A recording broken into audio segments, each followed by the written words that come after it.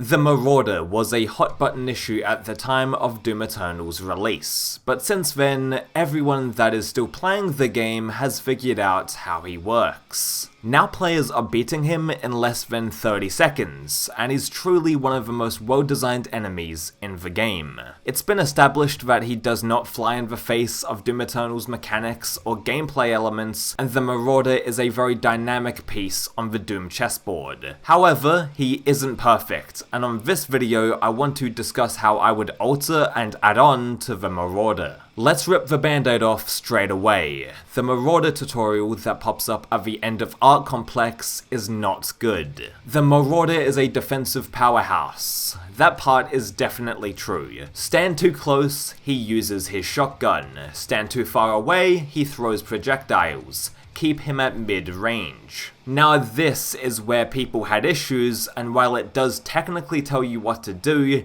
it is unclear and confusing for first-time players. I've seen many players get confused by this pop-up, and I don't think it's all their fault. The game fucked up when it said, stand too close, he uses a shotgun. Stand too far away, he uses projectiles, since it implies that there is a sweet spot at mid-range. The term mid-range is also pretty vague, and you see first-time players try and fight him in what they think is mid-range, but is in fact actually close range. Of course players have learned to handle the Marauder since the game's release, but I think it's no coincidence that everyone was fighting him wrong, and that is the tutorial's fault. I like the sense of discovery, so it didn't bother me too much, but if you're going to have tutorials and if you feel the need to explain how to kill certain demons, at least be concise and clear with the instructions. The Marauder tutorial should have stated, the Marauder is a defensive powerhouse. If you are too close to him, he uses a shotgun. Remain at a distance to bait him out, dodges projectiles, and counter when his eyes flash green. I think this is a much better indicator of what to do, and it ensures that the player knows where to stand and how to counter him. I love the Marauder, but I feel like the tutorial left a lot of players confused, and it might have soured their opinions of him. An unclear and poorly written tutorial should not shape your overall thoughts on the Marauder, and if you're still playing Doom Eternal, I doubt you are still having the same issues with him, which is good. He is legitimately the best demon in the game, and it's a shame that a lousy tutorial could have tainted that initially. The part where players are at fault is when the tutorial says the Marauder is resistant to super weapons like the BFG, in which that is correct, he is resistant. A lot of people claimed early on that he is completely immune, and that isn't true, and they probably know that by now after replaying the game. The second aspect about the Marauder that could be considered a negative is his dog and shield.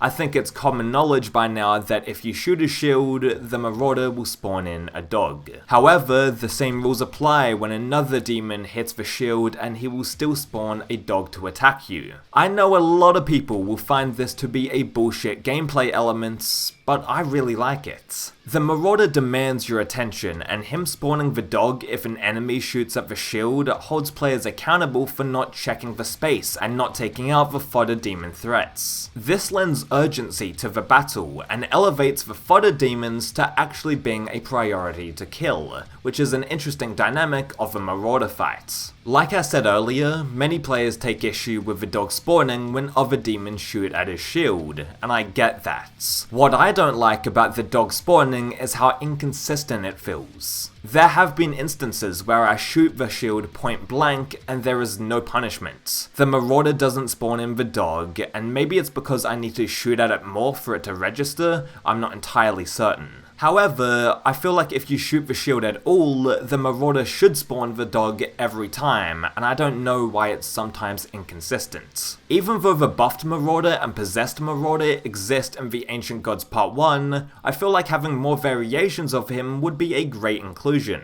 Give the Marauder the same properties with how to kill him, how he reacts, and everything like that, but I'd like to see more attack patterns and special moves. There should be a version of a Marauder where he shockwaves the ground, or covers the floor on fire, or some other attack that keeps the fight interesting.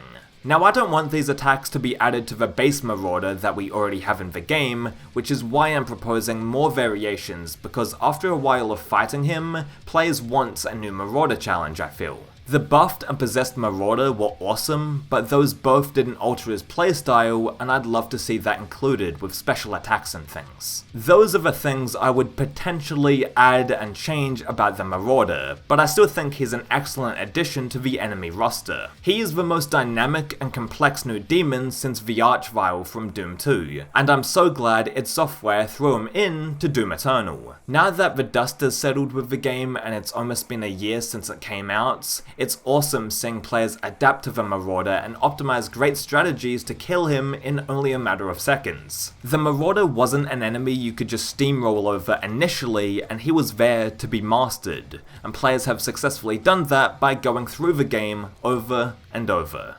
Thanks for watching.